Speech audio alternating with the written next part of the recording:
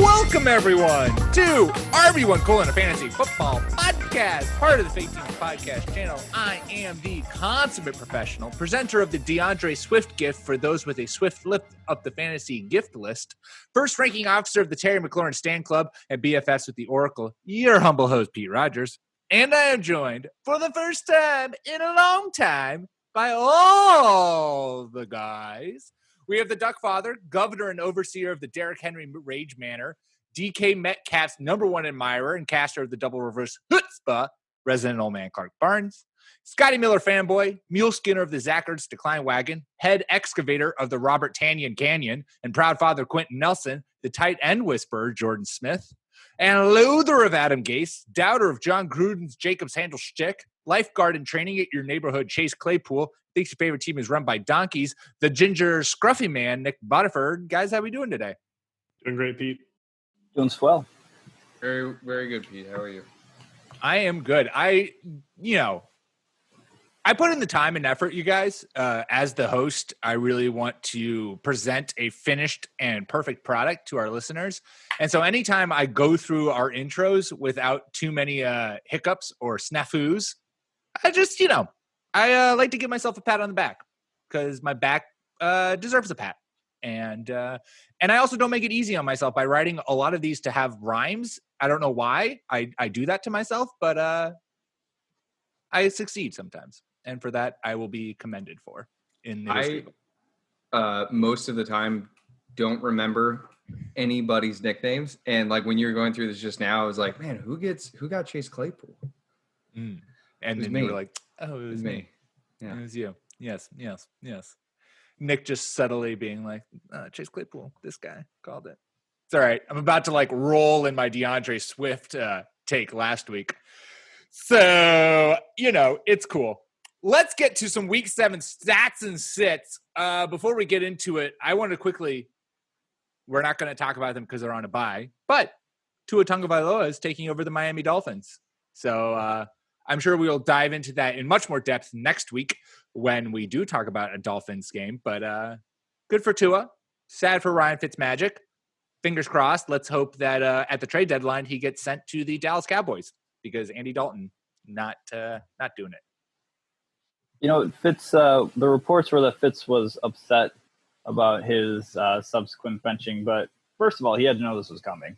Second of all, at least this time he got to do it kind of gracefully and not like the tragic end of a hot streak that just crashes and burns. He left the game when his team was doing pretty well. So his stock is still up, and somebody's going to pay for his services next year, whether that's Miami bringing him back for tutelage or the Jets again. The Jets for the 5th time. I am baffled by this move. He's playing like the best football of his life and gave them no reason. Go ahead. This feels like a scripted time. That it felt like Miami was like, during the bye, we are going to institute Tua regardless of how things are. Doesn't it? It just feels. I think because you're right. Like Fitz has been incredible. Like there's no reason to bench him, and you would think with the AFC East, that's kind of like, I mean, outside of the Bills, it's up for grabs. Like the AFC is the Dolphins could sneak in there into the playoffs if they wanted to. So it's an interesting decision. Maybe they want to avoid the Fitzmagic, come back to earth so that they can sell him for a 2nd-round pick to the Cowboys. I'm telling you, I'm wanting that to happen. I want to watch Ryan Fitzmagic just chuck bombs all over the field to Amari Cooper, CeeDee Lamb, and Michael Gallup. Yeah, there's a part of me that wonders if the manager, if ownership just said, hey, we got this media buzz going with his FaceTiming on the field. Like, let's just do this and try to sell some seats. Because are they the Florida team that reopened?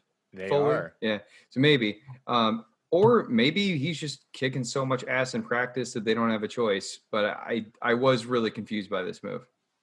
All right, well, that was instead of talking about the Thursday night game of the Giants versus Philadelphia Eagles. So nothing to talk about there. So we're just going to move on. It was a joke. You guys. We are going to start with the Eagles facing the Giants at home in Philly. This is the first we're going to see of Boston Scott. I always want to say Bart Scott. Always. Boston Scott with Miles Sanders out. Alshon Jeffrey is also not going to play, which means it could be more Travis Fulgham and Fulgham. There's a G and an H in there. That name also is confuzzling. Anyone in particular that you guys are feeling like needs an extra shout out in this game? Because otherwise, to me, it feels like I wouldn't be relying on any of the people on this team, except for maybe Darius Slayton. I do think Darius Slayton could have a good game against the Philadelphia secondary that has been wanting for some time now. Yeah, I think you start all the guys that you would normally start. Fulgham has proven it 2 weeks in a row. Boston Scott is talented and playing against a terrible team. And as much as Devontae Freeman may be over the hill, he is getting most of the carries. So nothing super exciting and probably not going to be a fun game, but I'm not going to panic to try to get away from it. Yeah, I would say this is a super middling game just because both of these defenses aren't very good, but sometimes they can do some things. And I would probably look at Darius Slayton. Travis Fulgham, like you said, is somehow turned into Carson Wentz's most favorite target. And perhaps some Greg Ward Jr., maybe, if you're desperate in a super deep league, and there's just a ton of buys this week, so you might need to stream somebody like that. So if you're hurting at tight end, as everybody is, this is kind of the week that I think we can use Evan Ingram. Week 1, Logan Thomas caught four balls, 37 yards, a touchdown. Higbee had his insane performance where he scored like all of his fantasy points in week 2, 5 catches, 54 yards, 3 TDs. Kittle went 15 of 15, 183 yards and a touchdown. And Nick Boyle caught the touchdown last week. So the Eagles are playing a special kind of bad coverage against tight ends. And, you know, I was somebody who drafted Ingram. I have dropped him since, but if you were in dire straits, he might still be out there in free agency. And I like, when it comes to tight end, you're just looking for some sort of indicator. And the Eagles seem to be given the indication that they are totally fine hemorrhaging points to tight ends.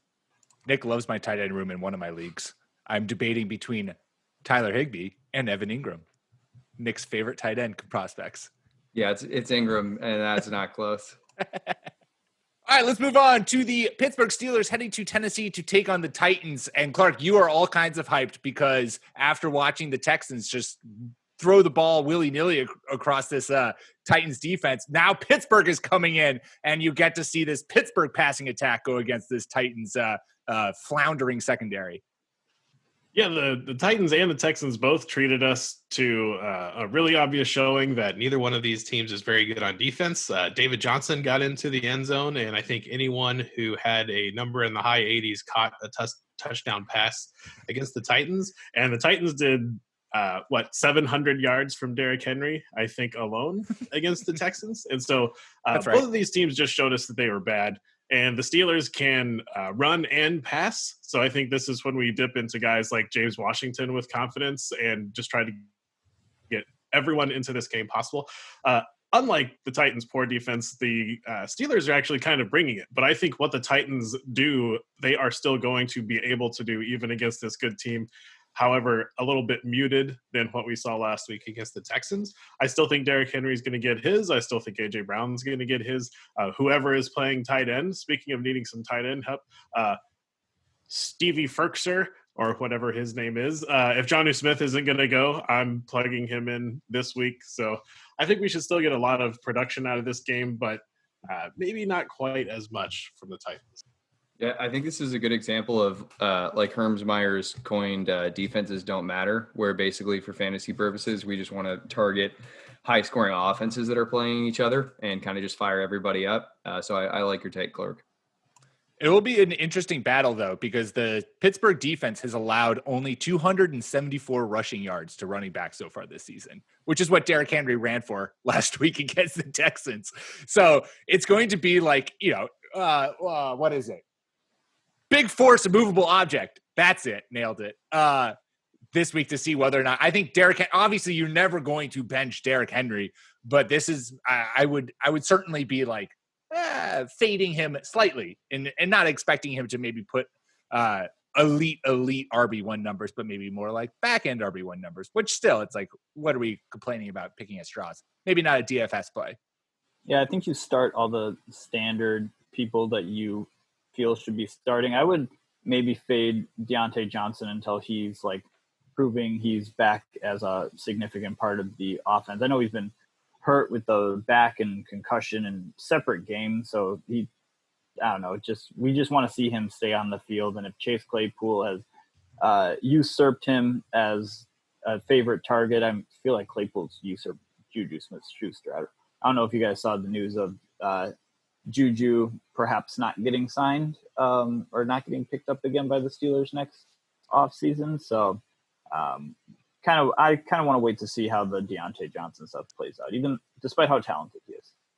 Yeah, I have a Chase Claypool wide receiver 15 this week. I really wanted to try to sneak him into as a wide receiver 1, but I just didn't know who I was going to bump out for him. And Juju Smith-Schuster I have way down at wide receiver 33 because Juju, show me something. Show me something that you are the number 1 wide receiver in Pittsburgh. Let's move on to I want your guys' insight on here. I'll start us off here for Dallas Cowboys heading to Washington to take on the Washington football team, because after what we saw with Andy Dalton and the struggling offensive line that the Cowboys have, I am very down on this Dallas passing game. I have Amari Cooper as my wide receiver 20, CeeDee Lamb my wide receiver 28, and I don't even think Michael Gallup was wide receiver 42. And they're going up against a Washington football team, which has allowed the fewest points to wide receivers so far this year in PPR. What are you guys feeling about like the Cowboy performance that we saw against the Cardinals and going into week 7? Okay, so it looked like Clark had a little smirk going there at the beginning of this, and I'm really curious to know if he has some spicy takes before I say anything. Not spicy. So I think the Cowboys versus Cardinals game was especially bad for the Cowboys. It was one of those games where the Cowboys did not play well and everything seemed to break against them, outside of DeAndre Hopkins just not being involved outside of 2 plays. I do not think that the Cowboys are as bad as the nation saw on Monday night. And we are either at the intersection of a season where Andy Dalton was incredibly rusty and was still getting used to being quarterback, or he has absolutely completely forgotten how to play football. And I'm kind of leaning he is a bit rusty. I think that he's going to be a bigger drop-off from Dak than I expected, but I still have hope with the Cowboys to be able to move the ball, and especially against a bad team like the Washington football team. I think the Cowboys are going to come out on top, and we're going to look a little bit better than 2 fumbles, like 3 interceptions, and just like horrible plays. So I think that there's some room for sneaky point scoring from Washington here. The PFF podcast with Harditz and Erickson kind of piqued my interest here with, I guess, Washington running a very play action heavy offense and Dallas being particularly susceptible to play action. And so I'm kind of, scary Terry week where he's just about to like go off? I think so. Yeah, I think that is the case, and I think that that both Antonio Gibson and J.D. McKissic are also startable. McKissic's target workload is like bulletproof. I think he's top 10 in targeted running backs, and I can't stand it because I just want Gibson to have all that work, but it's just not happening. So I think in the rankings, I put Gibson as like a reasonable running back back end running back 2. And McKissic is a high end flex option. I mean, if he's going to get 6 carries and best that in targets, we can start this guy. As far as the Dallas side of things goes, I think the fact that we were talking earlier about whether or not the Cowboys should trade for Fitzpatrick is kind of a testament to what the Dallas situation is. I'd love to see it. Like, that would be fantastic. That would be really fun to watch. I think it's going to be tough for these guys in this game, especially with the Washington. I know the Washington D-line is banged up, but it's still pretty strong. And the Cowboys are down, I think, 4 starting offensive linemen. I think it's going to be tough for guys outside of like Amari Cooper, CeeDee, and Zeke to just be locks or to be, like Gallup, he scares the hell out of me. Schultz scares the hell out of me now. Yeah, Dalton, he only played 1 game, but he's like 3rd to last in QBR amongst quarterbacks that actually played this season. That's behind guys like Brian Hoyer and Case Keenum, who also played on Sunday, which is not exactly what you want Brian Hoyer, who like came into the game against the Chiefs and immediately threw like 3 backbreaking interceptions. So not great to like have a lower QBR than him. Yeah, and I think that Dallas is just kind of headed on one of those just bad seasons. There's reports of, locker room discontent and people just – when that stuff starts to leak, it could be isolated incidents. It could be exaggerated, but at the same time, that's not what you want from America's alleged most popular football team. And Andy Dalton, man, he was like the hottest backup QB pickup this offseason. People were talking about how good of a move that was, and he doesn't look good. So I wouldn't play him, and I would, with the exception of Zeke, just because Zeke is the starting running back, I would be wary about anybody else on the offense, Amari Cooper, and all of them. Yeah, those comments you mentioned, Jordan, from the players where they're saying like the coaches don't coach and they're just bad at their jobs or whatever. I mean, I know it's circulating, but McCarthy's thing where he's like, yeah, I didn't actually study any plays. I lied to get the job. That came back to my mind. And then stories of McCarthy like getting massages instead of pregame stuff. Is like, they better elevate Kellen Moore fast. Both Jordan and Clark are reveling in this. Dallas Cowboys leading the NFC East. What was Mike McCarthy doing at the PFF offices? Was he just hanging out in the parking lot, or did he go inside? That's what I want to know. Mike McCarthy just parks in the PFF parking lot. He's like, there, I did it. Did my time. I've learned analytics. That's all I need to know. I hate me public on record, but Mike McCarthy seems like the little picture next to nepotism that they show you of like what's wrong with the NFL. Yeah, I think that's a fair assessment. Let's move on to a game that just only gets better. Buffalo Bills versus New York Jets, heading to New York/New Jersey, really. And Nick, you might think that there's no one start-worthy in this game for the Jets, but you would beg to differ.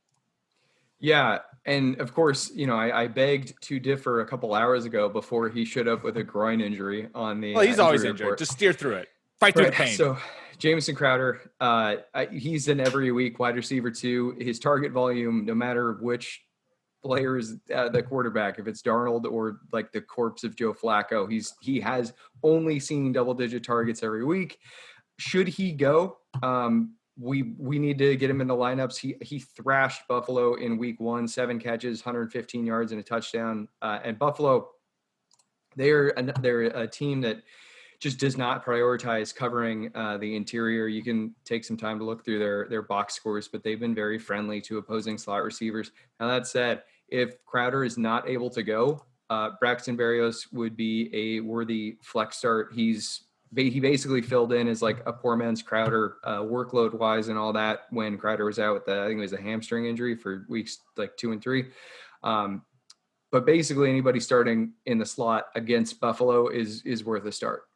I love Jamison Crowder, like with my whole heart. I tweeted this earlier this week. I said I had no analysis for this, but I just want the Packers to call about Jamison Crowder. Like, I don't know how he might fit into the offense. I just want him on, like, in a better football situation.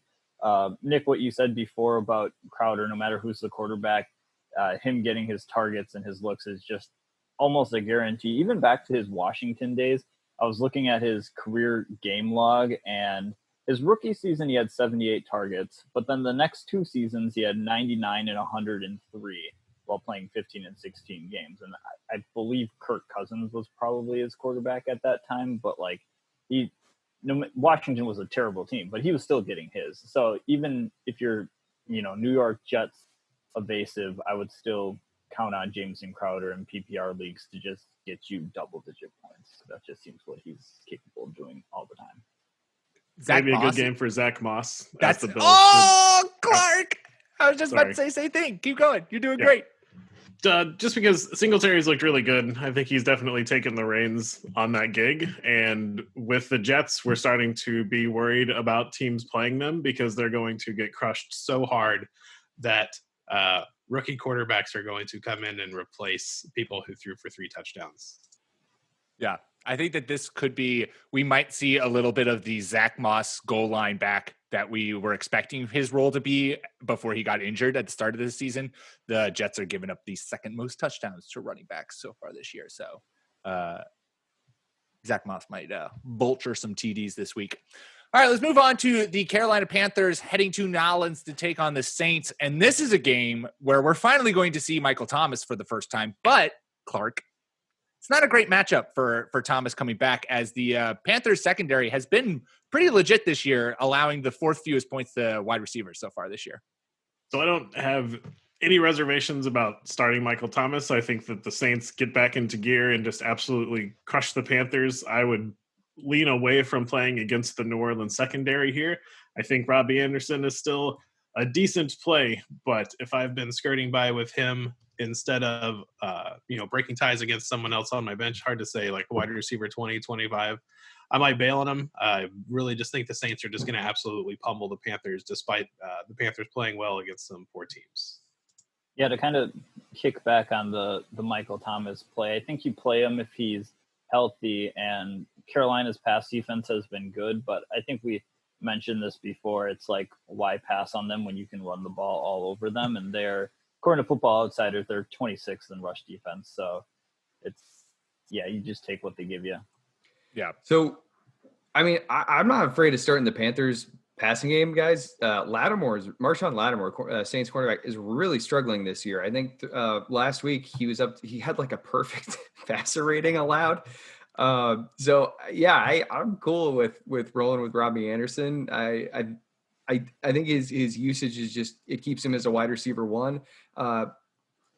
DJ Moore, let's hope we can get some more of what we had last week. He had a great showing, and I hope that they continue to kind of try to scheme the ball into his hands. That doesn't mean that I'm interested in Curtis Samuel or Ian Thomas. Those guys are total dust, but no fear with the other two guys. And Mike Davis, he's a top 12 option, no brainer.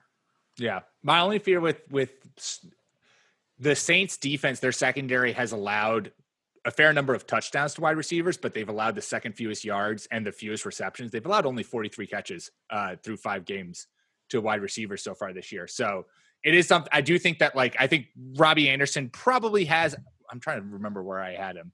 I have him as wide receiver 22. So back end wide receiver 2 this week, which I feel like I feel comfortable with that, where it's like he could boom, but I also think that there's a good chance that this Panthers offense kind of could get just completely stymied and he's worked out of the game.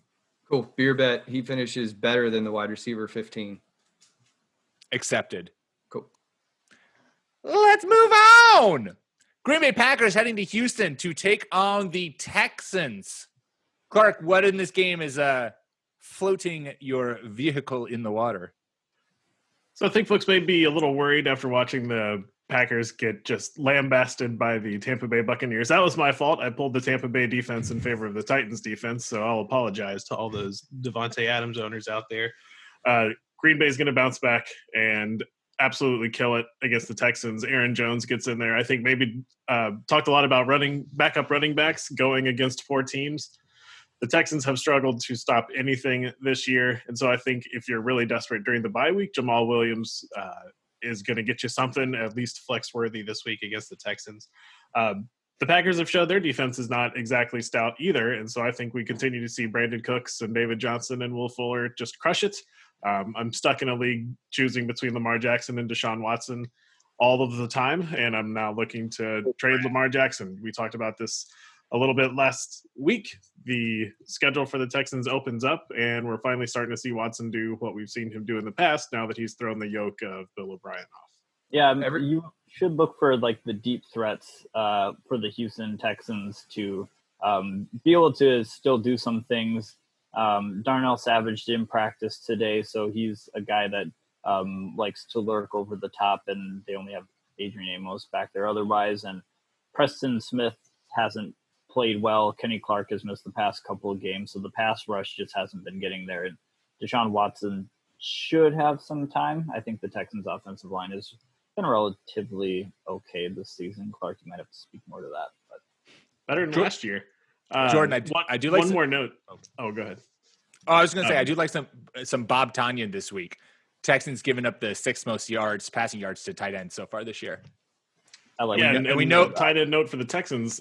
Every week that Jordan Akins is out, Darren Fells is top 8, 9 tight end. For some reason, people just continue to leave perhaps one of the biggest men on the field completely wide open, and it's a trend now. So might as well lean into it. I also love how Darren Fells thrives when Akins is off the field, as instead of just being like Darren Fells should just be starting, just throwing it out there. They run a lot of 2 tight end stuff with Bill O'Brien. That's so they cannibalize each other. They're both talented tight ends. Neither one of them is like George Kittle-esque, but they're both really good, 2-way tight ends. And so when they both play, they just kill each other. Yeah. Fantasy-wise, he is what Pete thinks Tyler Higbee is. Boom, roasted. To the point about the downfield guys. There we go. Thanks, Clark. The downfield guys, hell yeah. To anybody who was confident enough to keep Brandin Cooks rostered after his goose egg 3 weeks ago, bravo, good for you. He and Fuller are like. Nick, you sound so sincere about that. Yeah, I got a loss because I started him and was like, get the hell out of my life. He's of course bounced back for outstanding performances in the last 2 weeks. Naturally. So yeah, stick with him. He that duo is awesome. And Deshaun, I didn't even see it, but I guess there was some sort of trade talk about Randall Cobb and Watson shut that down. I don't know how the Packers are against slot receivers, but he's not going anywhere. So if you're in dire straits, he could be an option. If Jair is shadowing anybody, then they're going to have an issue because he's been playing like the best cornerback in the league this year. But Kevin King has been just injured and not good. So whoever is the opposite guy is going to go off. You have to flip a coin, basically. This game also features, before we go, the Oracle's start of the week.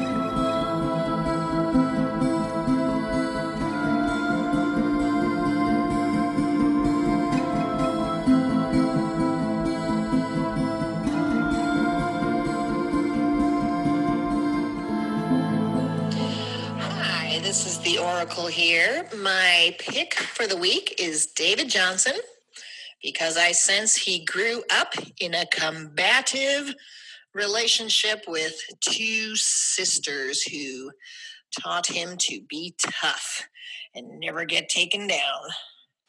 So I get what the Oracle grew up in a not very combative relationship with 2 older sisters. I didn't get taught to never let someone take you down, but to instead just destroy them emotionally over a long period of time. Oh my God.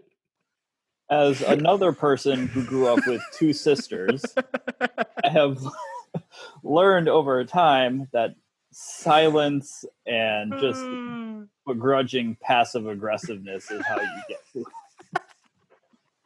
I think the Oracle's picked like the one thing that could not have been more contested here, I guess. The Oracle. More than 50% of this podcast agrees with the Oracle here. Is that what it is? I thought this going was a little bit off the rails here. I understand her logic or her thought, but the phrasing was not great. Out of control. Let's calm the jets there, Oracle. Anywho's, there's your start of the week. David Johnson will be a top 12 player this week. Moving on. Cleveland Browns head to Cincinnati to take on the Bengals. And Jordan, I, as someone who is invested in both offenses, am expecting and hoping for a shootout. Is that what I will get? I think you might end up getting a ugly game rather than a shootout. Both teams are pretty bad defensively, but I was trying to come up with a compelling case on who to start here, but there are just things I think that are holding back each offense, whether that be just Baker Mayfield on the Cleveland side, whether that's hurt ribs or if he's just continuing to struggling. I think their record is not really all that indicative of who they are as a team. Joe Burrow, this is the rematch for them, actually. So last time they played, Joe Burrow threw it 61 times. Could be a repeat of that. But the Bengals offensive line is just trash. They are like bottom 3 in the league. Myles Garrett has had an incredible pass rush win rate. Even when he's double teamed, he's been really good. So I would be a little bit worried about Joe Burrow getting hit even more than he's already been hit. I'm still kind of riding the AJ Green, I hope you come back a little bit train. I'm going to be riding that for the next 2 to 3 years. I'm still just going to keep on believing in it. But I think Tyler Boyd has just kind of been a consistent low-end, high-end wide receiver 2 at least, scoring like 15 points per game. Joe Mixon, I'm probably fading this week. He had one good game, and I'm just kind of not really in until that offensive line can give him something good to run behind. All right, let's pick some bones. So Joe Burrow has I wish Joe Burrow. Joe Mixon, second most carries in the NFL. He's 11th in targets at the position. I don't really see this as a terribly opposing matchup. So I dropped my expectations for him a long time ago. Drafted him as a running back 1. He's a high-end running back 2. I think he can meet that this week. But the player that I really wanted to kind of touch on here, Odell Beckham Jr. gave just the most incredible interview earlier this week where he talked about how COVID-19 and he have a mutual respect for each other, and he just doesn't think that he's going to get it because COVID-19 doesn't want to go inside of him. That's my wide receiver 1 right there. That's the guy leading my fantasy team. Right. So in God that Bananas interview, Dr. Edwin Porras noticed that he basically just offhandedly mentioned that he has a grade 1 turf toe injury. And it's like, I haven't seen it anywhere other than him. Everybody should go give him a follow. It's at FB Injury Doc. So what, turf toe is not something that goes away. Now it's grade 1, so I presume that he's going to be able to play, but like this is a pretty finicky thing, and I think we should all pay attention to it. If he's able to practice and all that, then I'm not going to worry about it, and I think he can take the lid off the Bengals back end. But like we have to pay attention to this now. I need all 3 of you to hold me to this. Do not allow me to draft Odell in 2021. I have drafted him 2 years in a row, thinking that I will just laugh in everyone's face as Odell puts forward 1,300 yards and 12 touchdowns and leads this Browns offense to greatness. I am done with this shit. Look, when the Browns draft 14th overall and draft Trey Lance to be their new quarterback, my God. It's going to be the most Browns things. That's exactly what's going to happen. They're going to somehow move on from Baker this offseason, and I'm going to be back on the horse. And I'm going to be like, nah, it was all Baker's fault. Odell's ready to go. I'm going to draft him as a wide receiver 2, and he's going to be my wide receiver 1. And then I'm going to be in this quandary yet again where Odell puts together like one super hot game and then just is just tantalizing but never actually does anything, which is a terrible place to be. Also, the Browns secondary can't stop anything. So I like I like all the Bengals receivers, but I like T. Higgins. I like Tyler Boyd, T. Higgins, and they finally connected last week, so I'll give AJ Green some love. All right, before we go on to more games this week, let's take a quick ad break. All right, back to week 7 starts and sits.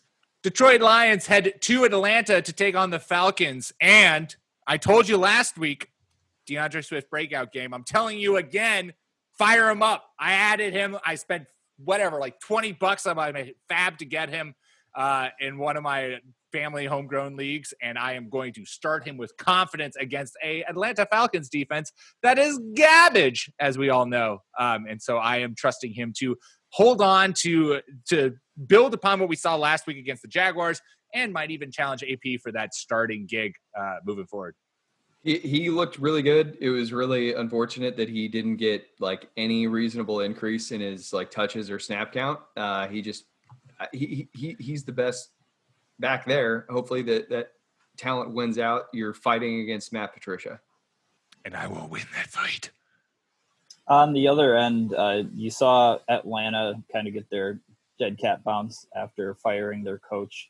That was completely necessary, but Todd Gurley you might be considering playing him in a strong RB1 positioning, but the only one I'm trusting yet again for Atlanta. I'm going back to the defaults of Calvin Ridley and Julio Jones.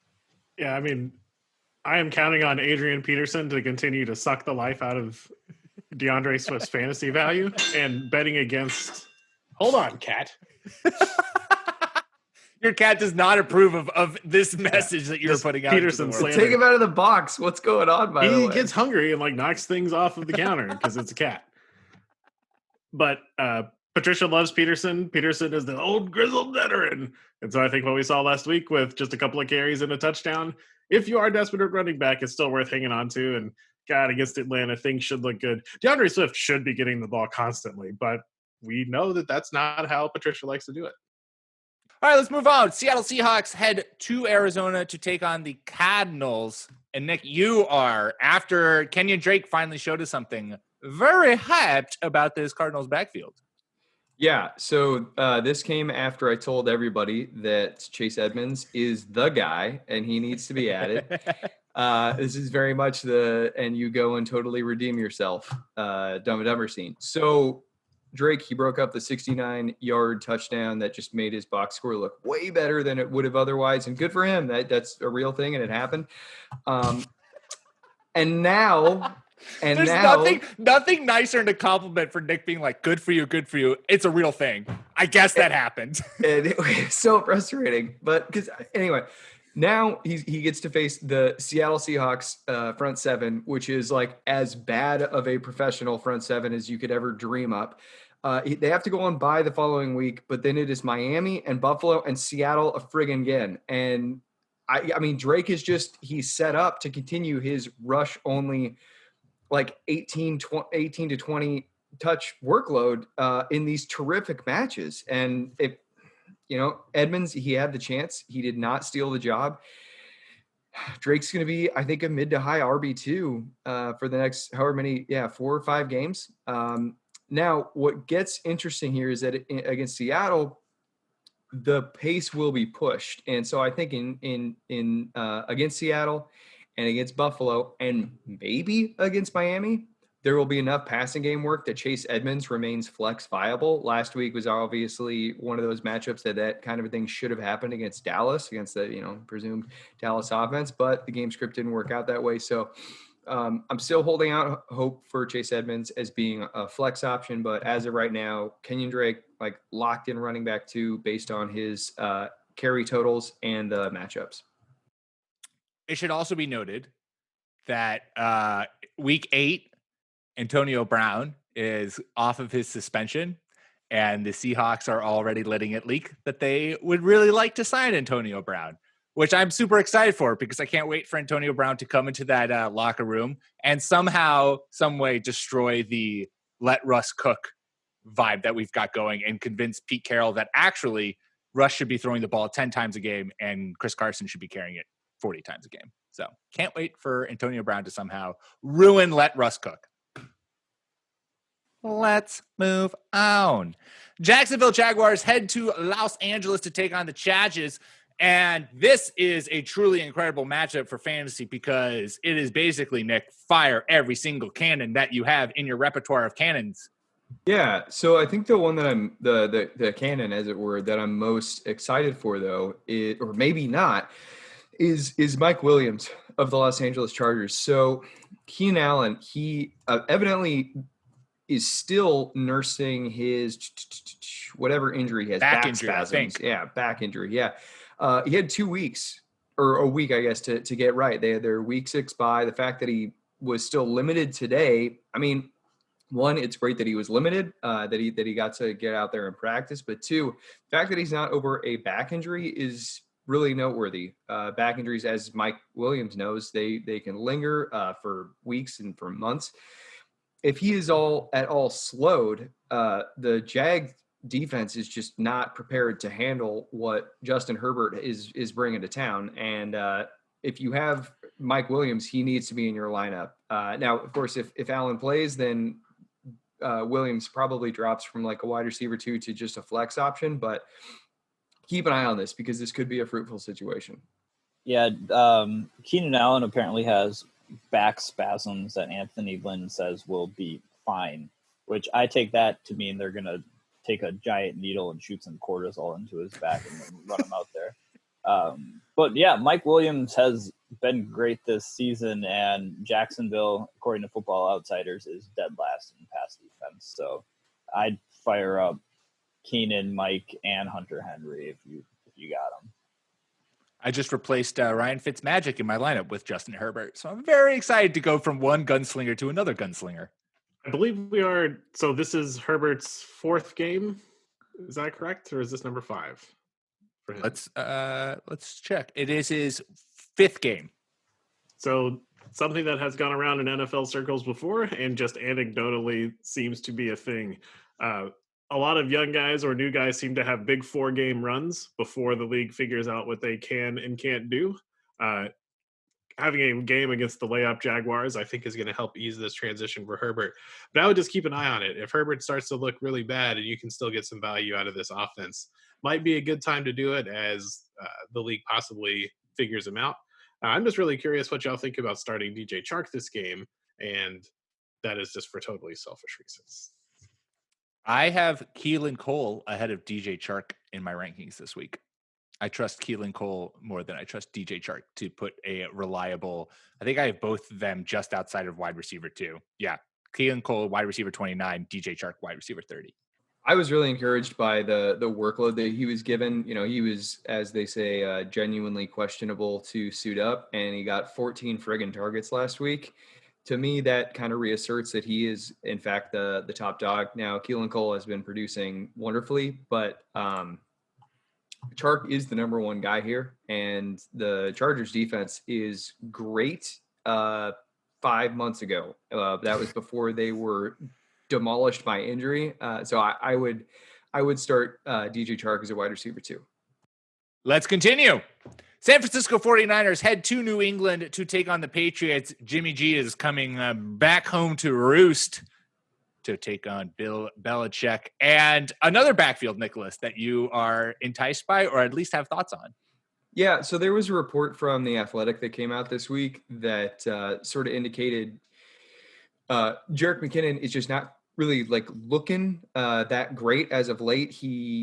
They were breaking down the different snap totals of the lead running backs in each game so far, and McKinnon's 67 or whatever in week 4 was way more than any other back has seen. That team really, really likes to platoon things. So the guy I'm interested in is JaMychal Hasty. So Mostert is on injured reserve. Tevin Coleman is not coming back this week. Might be back next week. Jeff Wilson Jr. is battling a calf injury. So as of now, it's Jerick McKinnon and JaMychal Hasty. And Hasty last week got all of the fourth quarter touches, I believe, or at least the vast majority of them. You're saying it with such confidence that we believe you. Cool.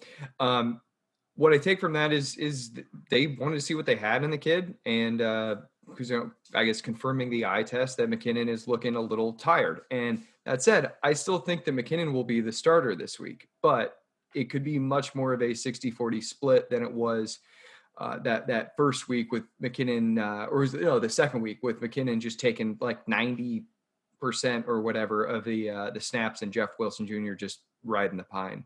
I'm looking at, on the flip side, in New England's side of things, I'm looking at my rankings and I'm realizing maybe I'm a little too down on Julian Edelman this week. That being said, I'm down on Julian Edelman this week. The offense looked like it looked like a team that hadn't practiced for 2 weeks against the Broncos, and Cam Newton looked pretty out of sync with his wide receivers. Now, obviously, that will hopefully, fingers crossed, correct itself with a full week of practice and going up against the 49ers. But it is noteworthy that Cam didn't look himself. He looked kind of nervous in the pocket. He was sailing balls. He wasn't accurate. And hopefully that's just a practice thing. Hopefully that's not any kind of lingering illness from COVID thing. You would hope that he is, fully healthy and nothing truly, impacted. But I would be hesitant to rely on Julian Edelman to be anything more than a wide receiver 4 or maybe 3 But I would not anticipate him to kind of be what we thought he was going to be, what he looked like to start the season with those 2 games, especially against the Seahawks.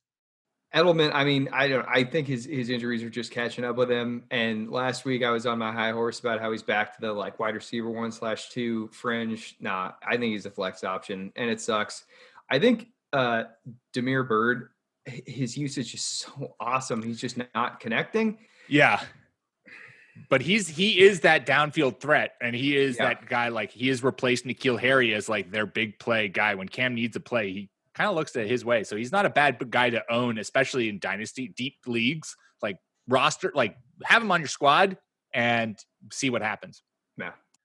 Ooh, not a flaming hot take, but it's a saucy take. The Patriots allowing 8.2 points to tight ends.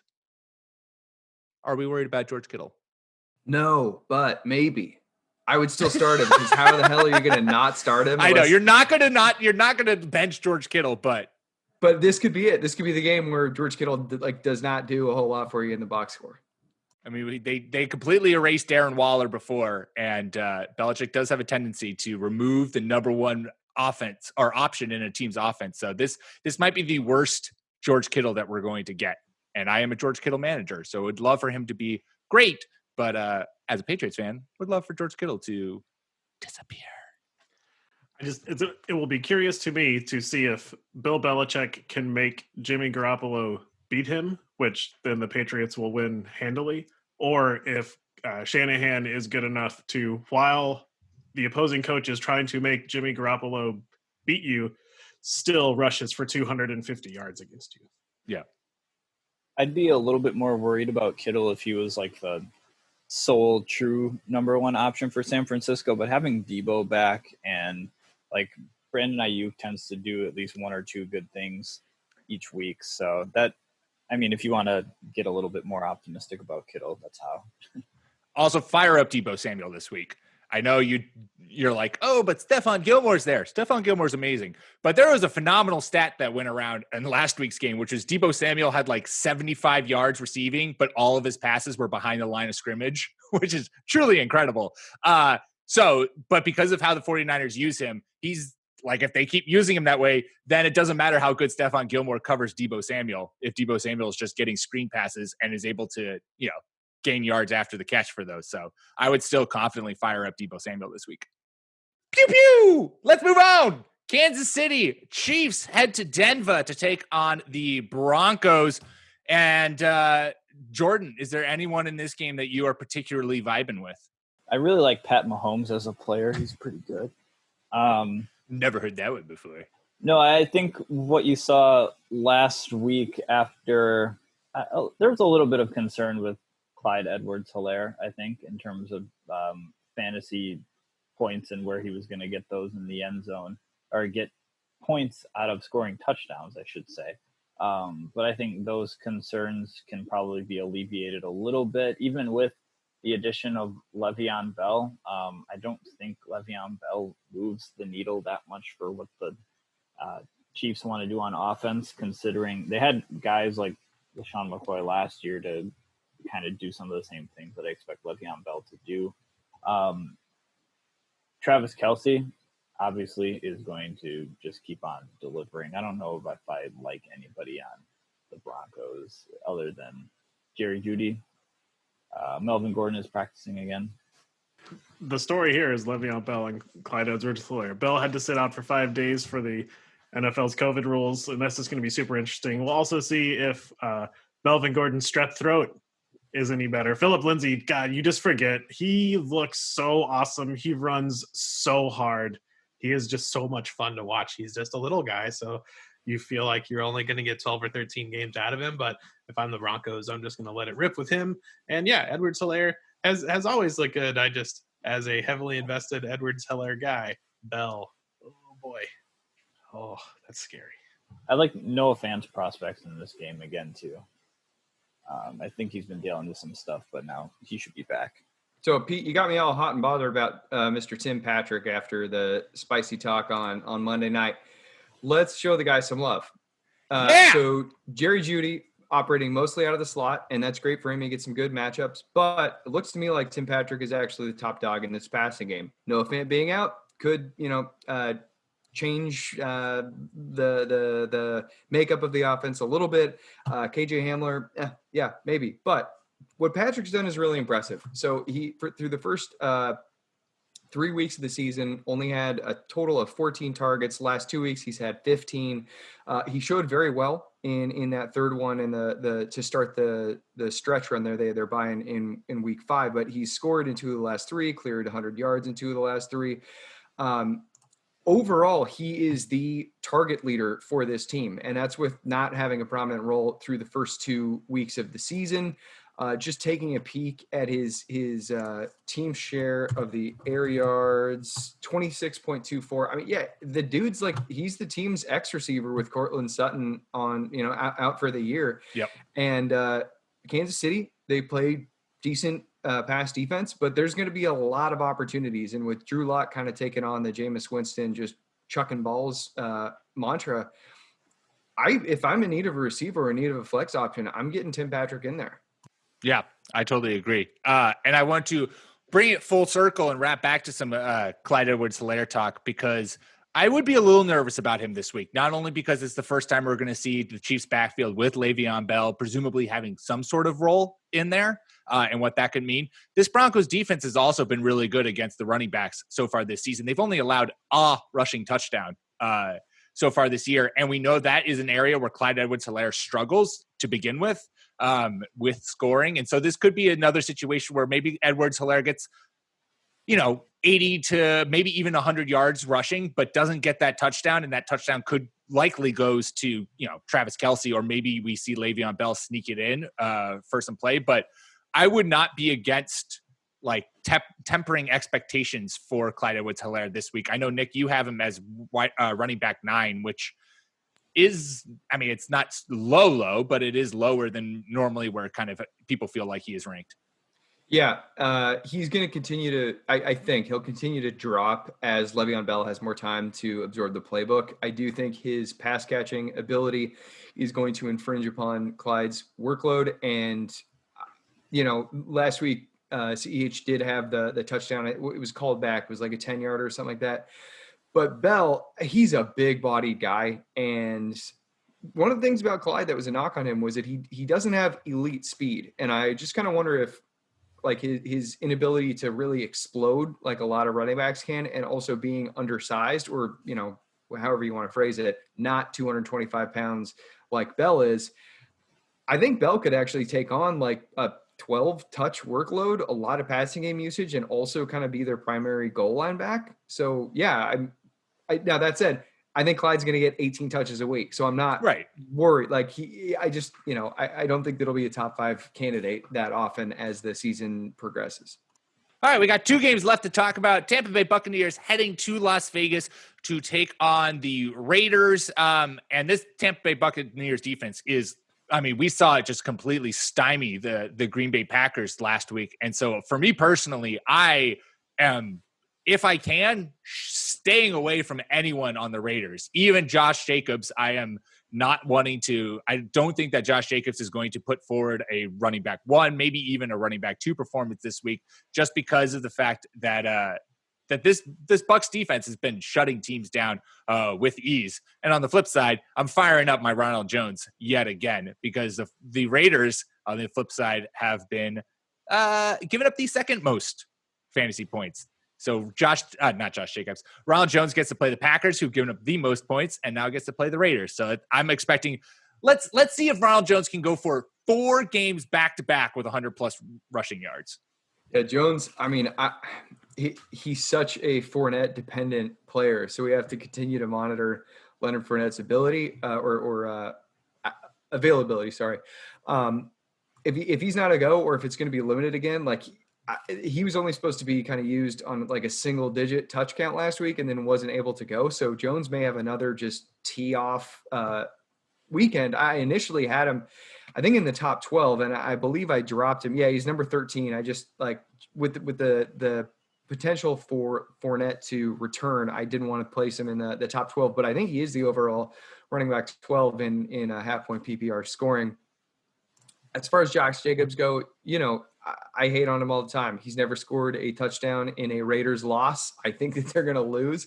That said, he's still going to get a high volume of carries, and I think that he'll stay in as a decent running back too. But a ceiling game, no, not this week. I like Henry Ruggs this week. I feel like just with him being back, it's kind of unlocked a little bit of something for the Raiders. We saw it earlier in the season, and when Henry Ruggs was out, we saw the offense kind of stall and revert back to the let's just feed Darren Waller every single pass we can. With that said, though, it could end up being 3 catches that go for 120 yards, or it could be, 2 catches that go for like 14. So it's very high variance in that regard. All right, and the final game of the week, the Chicago Bears head to the Rams to take on LA. And Clark, what is this Rams backfield? So it looks like Henderson is the man. I've been waiting for Cam Akers to take the reins, and that just simply hasn't happened. Malcolm Brown gets in there frustratingly. I think Akers had 1 touch last week. So I think that McVay is putting the back who's doing the best in there, and as frustrating it is for folks who wanted to be somewhere else, Darrell Henderson's really turned it up. Muted expectations for everyone in this one against the Rams. I would just like to call out that Jimmy Graham's playing pretty solid ball now that Nick Folk has become the quarterback. Yeah, he has. And I like the tempered expectations because Allen Robinson is going to get the Jalen Ramsey treatment. That'll be a fun battle to watch, but also in my opinion, puts a cap on what Robinson's ceiling will be. And for the flip side, too, I also think that there's a cap on both Cooper Kupp and Robert Woods, as the Bears secondary has also been really strong this year.